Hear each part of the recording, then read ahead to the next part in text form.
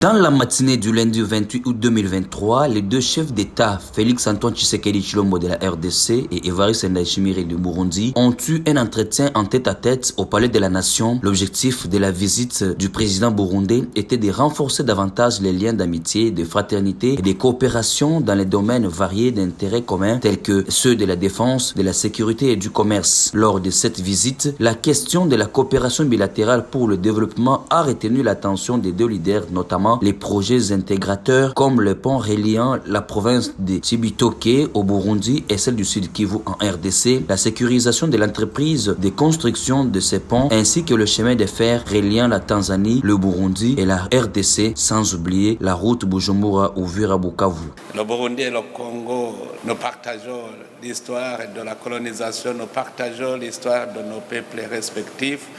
Nous sommes, je peux donner une image, nous sommes comme l'écorce et l'arbre.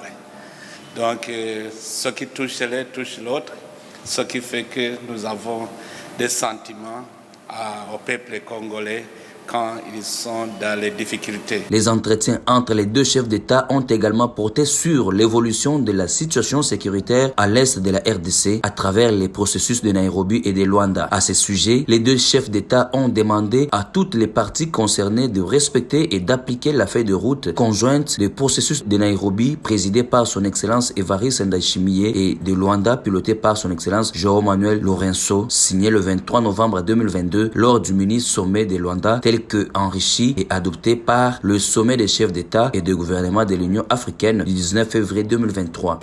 Nous sommes dans un stade d'observation parce qu'il y a eu des décisions qui ont été prises et je dis que le discours était corsé. Ces décisions sont d'application immédiate.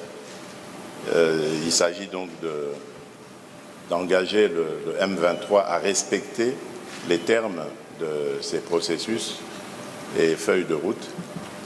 Et donc, nous allons observer, il est prévu, selon le président en exercice de notre communauté, la tenue très prochaine d'un sommet de l'EAC pour justement se pencher sur la question. En attendant, nous allons observer sur le terrain pour voir si le M23 finalement va accéder à cette recommandation de la feuille de route.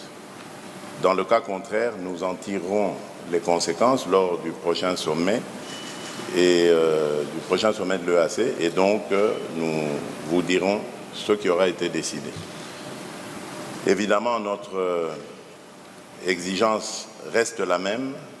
Nous demandons à ce que la force régionale soit plus active, à l'image évidemment du contingent burundais, parce qu'à certains endroits, on continue d'observer une sorte de laxisme vis-à-vis des autres contingents qui notamment autorisent la perception de taxes par le M23, ce qui est totalement illégal et inacceptable. Le chef de l'État du Burundi a exprimé ses profonds remerciements à son homologue congolais, son excellent Félix Antoine Tshisekedi Tshilombo, président de la République démocratique du Congo, au gouvernement et au peuple congolais pour l'accueil exceptionnellement chaleureux et fraternel à son endroit et à sa délégation. Au terme de leurs échanges, son excellence Évariste Ndayishimiye a invité son homologue, son excellent Félix Antoine Tshisekedi Tshilombo, à effectuer une visite au Burundi à une date qui sera convenue par le canal diplomatique usuel.